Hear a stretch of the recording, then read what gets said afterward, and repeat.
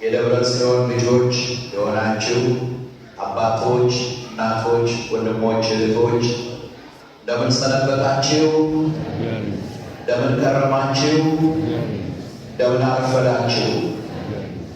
በሐዘናችን ያልተወን እባችንን የሚያብስልን ኃይልን የሚሰጠን ደግሞም እንደገና ይህንን ሐዘን የሚያሻግረን በክብር ላይ ክብርን የሚጨምርልን የሁላችን አባት የሁላችን አምላክ የሆነ ልዑል እግዚአብሔር ለዚህ ዕለት ለዚህ ሰዓት ስላደረሰን ክብርና ምስጋና አምላካችን ይሁን። እጆቿን ትዘረጋለች የተባለው ወደ እግዚአብሔር ነው። የኢትዮጵያ አምላክ ኢትዮጵያን ከወደቀችበት ያነሳታል። ክብርና ምስጋና ለአምላካችን ለእግዚአብሔር ነው።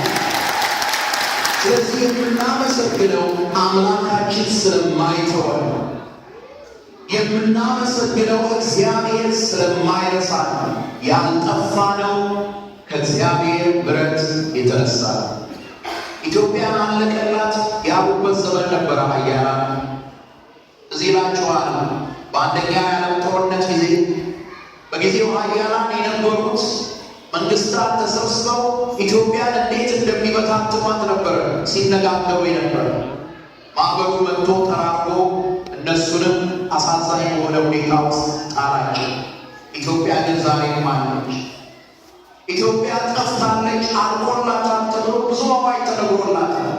የነ አረብ ፋቂን መጽሐፍ ስታነቡት በግራኝ ዘመን ኢትዮጵያ አልቆላታል ተብሎ ነበር። እነዚያ ሁሉ አልፈዋል። ነገር ግን ዛሬም ኢትዮጵያ አለች። በፋሺስት ጣሊያን ጊዜ ኢትዮጵያ አልቆላታል ተብሎ ነበር። በነ ዮዲት ዘመን ኢትዮጵያ አልቆላታል ተብሎ ነበር። በዘመነ መሳፍንት ጊዜ የተለያዩ ኃያላን ኢትዮጵያ ያለቀላት ሀገር መስሏቸው የተለያየ ጥበብ፣ የተለያየ ስጦታ፣ የተለያየ ተንኮል ጠንስሰው ይዘው መጥተው ነበር። ኢትዮጵያ አሁንም አለች። ኢትዮጵያ አለች። ኢትዮጵያ ትኖራለች።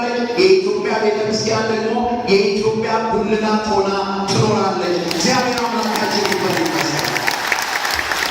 ይህንን ነው ልንናገር የሚገባል። ይህን ስንናገር ነው ሰማዕታቶቻችንን የምናከብራቸው።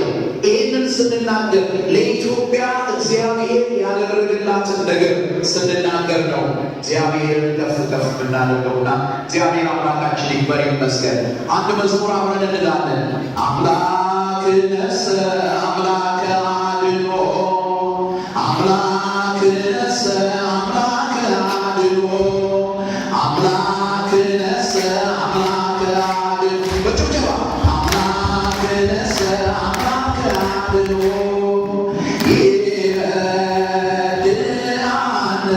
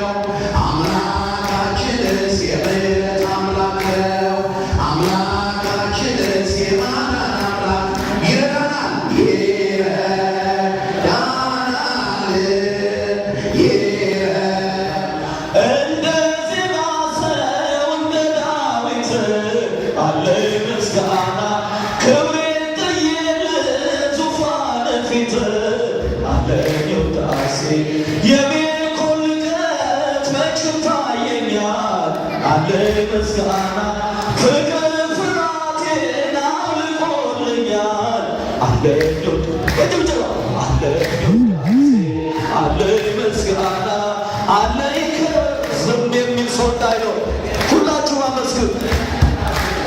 ለኛ በጭብጨባ አለ ውዳሴ አለ ምስጋና አለኝ ከበሮ አለኝ በገና እዘምራለሁ ስድቧን ቢያስወግድ መካኗን ሐናን አለኝ ምስጋና በልጆች ባርኮ ቢያደርጋት ቀና አለኝ ውዳሴ ብላ ዘመረች አዋቂ ነገር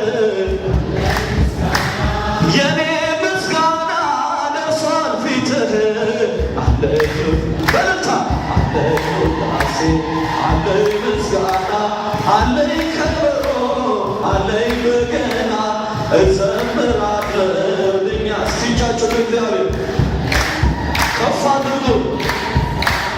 አለኝ ከበሮ አለኝ በገና እዘምራለሁ ድኛለሁ ውሃ ቢፈላ ቢነድ እሳቱ በእጥፍ ነዷል ፍቅር ጽናቱ ከቶ አላቆመም ቅኔና ዜማ አለኝ ምስጋና እስከ ምድር ጫፍ ማዳን ይሰማ አለኝ ልልታ አለኝ ውዳሴ አለኝ ምስጋና አለኝ ከበሮ አለኝ በገና እዘምራለሁ ሲጃችሁን አለኝ ውዳሴ አለኝ ምስጋና አለኝ ከበሮ አለኝ በገና እዘምራለሁ ድኛለሁ ከተራራዋ ወደ አለቶ በክብር ስትነግስ አይቷል ፍጥረቱ ዛሬም ነግሰሃል በልቤ ላይ አብሮ በቤቴ የኔ ሰማይ አለኝ ምስጋና አለኝ ከበሮ አለኝ በገና እዘምራለሁ ደስ ይበል እግዚአብሔር ውዳሴ አለኝ ምስጋና አለኝ ከበሮ አለኝ በገና እዘምራለሁ ድኛለሁ ውሃ ቢፈላ ቢነድ እሳቱ በእጥፍ ነዷል ፍቅር ጽናቱ ዛሬም ነግሰሃል በልቤ ላይ አብሮ በቤቴ የኔ ፀሐይ አለኝ ውዳሴ አለኝ ውዳሴ አለኝ ምስጋና አለኝ ከበሮ አለኝ በገና እዘምራለሁ እኛ እስቲቻችሁን አለኝ ውዳሴ አለኝ ከበሮ አለኝ በገና እዘምራለሁ እኛ ማን ቀረ ከሜዳ ማን ቀረ ከዱር ማን ቀረ ከሜዳ ማን ቀረ ከዱር አንተን ብሎ ወጥቶ እግዚአብሔር አንተን ብሎ ወጥቶ እግዚአብሔር ማን ቀረ ከሜዳ ማን ቀረ ከዱር ማን ቀረ ከሜዳ ማን ቀረ ከዱር አንተን ብሎ ወጥቶ አንተን ብሎ ወጥቶ እግዚአብሔር አብርሃም ሲወጣ ዘመዶቹን ትቶ ከጣዖታት ይልቅ ያንተ ፍቅር ሽቶ እንደ ምድር አሸዋ እንደ ከዋክብት ዘሩ በዝቶለታል ክብር የኛ አባት ማን ቀረ ከሜዳ ማን ቀረ ከዱር ማን ቀረ ከሜዳ ማን ቀረ ከዱር አንተን ብሎ ወጥቶ እግዚአብሔር የታለቻችሁ ልልታ እግዚአብሔር ያዕቆብ በሎዛ ድንጋይ ተንተርሶ ዙፋንን አየ ግርማ ሞገስ ለብሶ ብቻውን ተሰዶ እልፍ ሆኖ ከበረ ሲታገል አግቶ ሲባረክ አደረ ማን ቀረ ከሜዳ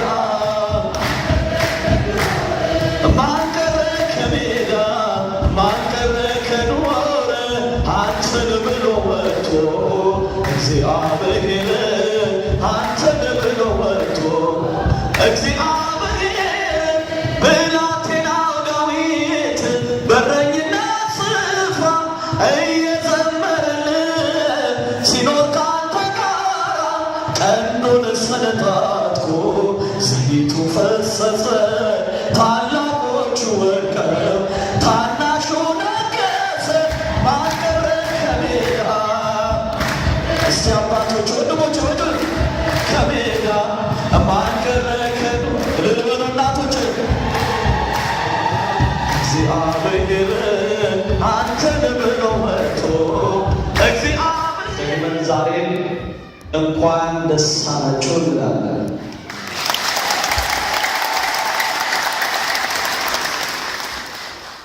ደስታችን እጥፍ ድርብ ነው። ነገር ግን ሰሞኑን ደግሞ በወንድሞቻችን በኢትዮጵያውያን በሌሎቹ ክርስቲያኖች በተለይ የተዋሕዶ ልጆች በደረሰባቸው ሰማዕትነት በተቀበሉት ሰማዕትነት ምንም እንኳን በሥጋ ብዙ ብናስብም እነሱ ሰማዕታት ሆነው አልፈዋል። ስለዚህ ደስታችን ሳንጨርስ ደግሞ እንዲህ አይነት ሐዘን ገጥሞናል። እግዚአብሔር ኃይልና ብርታቱን ይስጠን። እስቲ እነሱን በማሰብ ዛሬ እግዚአብሔርን በዝማሬ እንለምነዋለን። በመረጋጋት ሆነን እንዘምራለን። ሲጋዬ ቆማችሁ ወንድሞቼ አረፍ ትላላችሁ። ስነ ልቦናችሁን ሰብስባችሁ ወደ ዝማሬው ከኔ ጋር አለፈው ዘምረናል። ዛሬ ደግመን እንዘምራለን። ብዙ መውጣት መውረድ ባለበት በዚህ ምድር ላይ እነሱ ራሳቸውን በኢኮኖሚ ለማሳደግ ቤተሰቦቻቸውን ለመርዳት መጥተው ሰማዕት ሆኑትና እኛም ደግሞ መውጣት መውረዳችን እግዚአብሔር እንዲሆን እርሱን በማምለክ እንዲሆን ለሰማዕትነት እንድንበቃ እነሱን በማሰብ ዝማሬ እንዘምራለን። በማስተዋል ሊነጋ ሲል ይጨልማል፣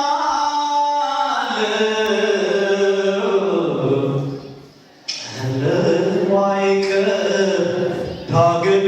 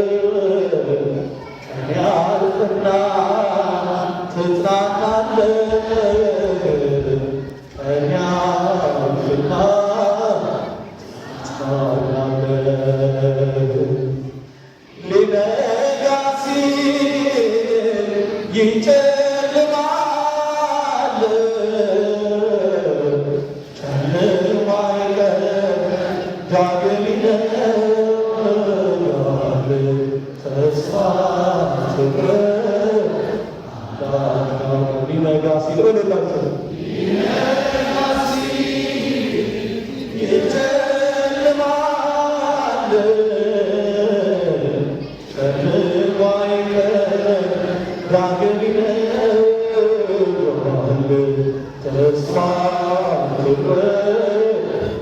አምላክ ያውቃል። መገፋትን መወርወርን ከጠላት ክፉ ስምን መጠላት ክፉ ስምን ደርሶበታል ሁሉ ያውቀዋል ሁሉን የሚያውቅ ጌታ ያድናል ሁሉን የሚያውቅ ጌታ ያድናል ሊነጋ ሲል ይጨልማል ጨለማ አይቀርም ብርሃን ይነጋል ተስፋ ትቁረጥ አምላክ ያውቃል ፍጹም ሐዘን ለደስታ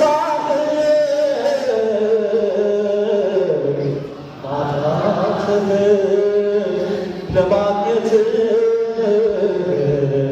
ማጣት ማግኘት ዋዜማ ነው ስቃይ አምላክ ቀርቧል ሊጎበኝ አምላክ ቀርቧል ሊጎበኝ ሁላችንም ዘምሩ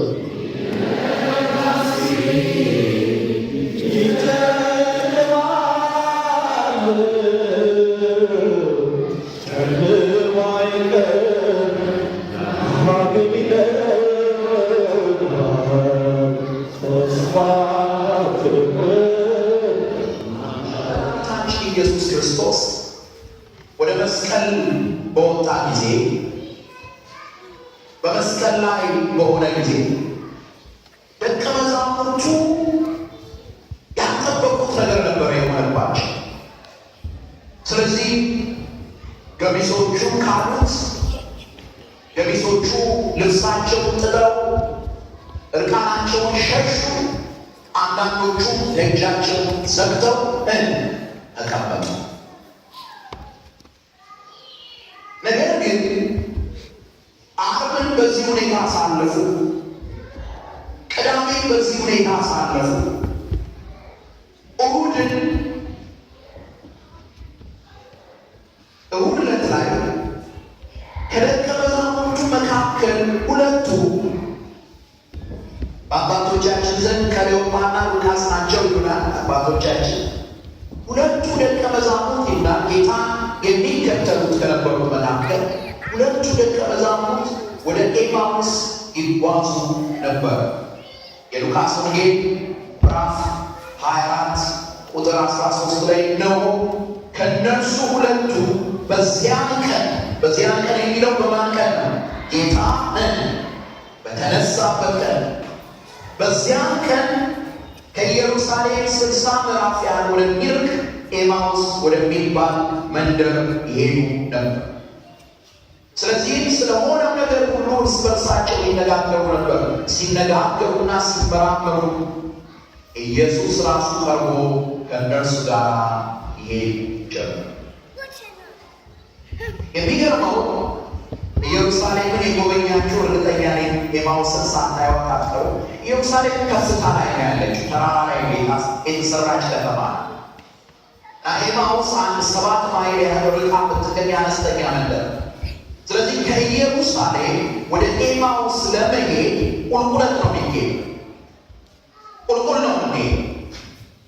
ነገር ግን እነዚህ ሰዎች በጣም አዝነው ነበር፣ በጣም ተክዘው ነበር። ዛሬ በኢትዮጵያ ላይ እንዳጠላው የሐዘን ድባብ ማለት ዛሬ በኢትዮጵያውያን እናቶች በኢትዮጵያውያን አባቶች ልብ ውስጥ እንዳለው ቁስል ማለት እነዚህ ሰዎች አስረው ነበር። ለምንድን ነው ያሰሩት? እንዴት ያለ መምህር አጣን? እንዴት ያለ መምህር ተገደለብን? እንዴት ያለ መምህር ሞተብን? ጌታን ማለታችን። ምክንያቱም በእነርሱ አይምሮ ውስጥ ጌታ ምን ብሏል? ሞቷል፣ ተቀብሯል፣ አልታወቀ። ያ ሁሉ የለፋነው ልፋት፣ ያ ሁሉ ያስተማረን ትምህርት ሁሉ ቀረ። በነገራችን ላይ ንግግራቸውን ሰምታችሁ ከሆነ ለጌታ በራሱ እኮ ይነግሩታል። በኋላ ላይ እናየዋለን። ምንድነው ነበር እያሉ ነው የሚናገሩ። ነበር እያሉ ነው የሚናገሩ። ለምን አለቀ፣ በቃ ደቀቀ እያሉ ነው።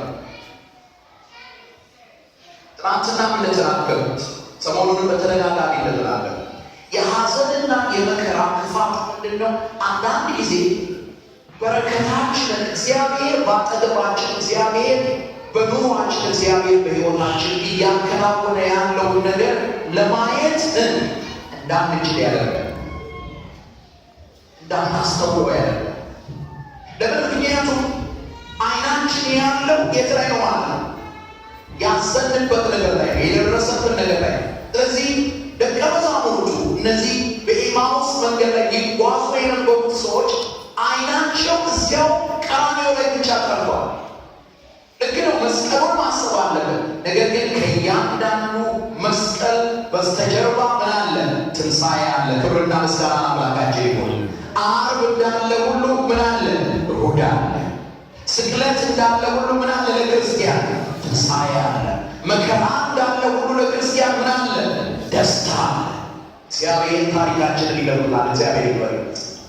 ነገር ግን አስፈሪው ነገር ይሄ መከራችን ላይ ብቻ ከሆነ የምናተኩረው አይናችን ይያዛል። ሌላው ቀርቶ ስንከተለው፣ ስንዘምርለት፣ ስናሸበሽብለት፣ እልል ስንልለት የነበረው ጌታ ወደ ኑሯችን፣ ወደ ሕይወታችን፣ ወደ ቤታችን ሲመጣ እንኳን ማየት አንችል።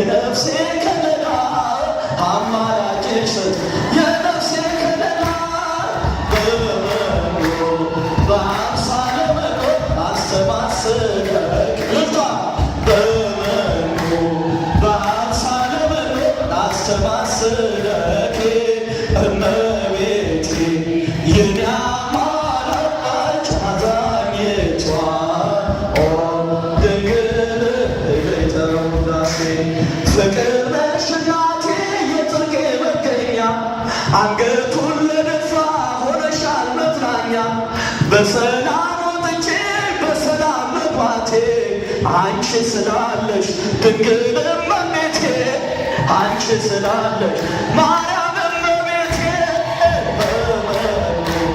በአምሳለ መኖር አስተማስል አመስግኗ ድንግል ማርያምን። በአምሳለ መኖር አስተማስል እመቤቴ እመቤቴ የኔ አማላጅ አዛኝቷ ድንግል ምልዕተ ውዳሴ የረሃቤ ጥጋብ የጥማቴ እርካታ ከሞትሽ ፈለቀ አማኑኤል ጌታ በጠባቡ ደረት ባጭሩ ቁመት ተወስኖ አየን ባንቺ ሰውነት ተወስኖ አየን ባንቺ ሰውነት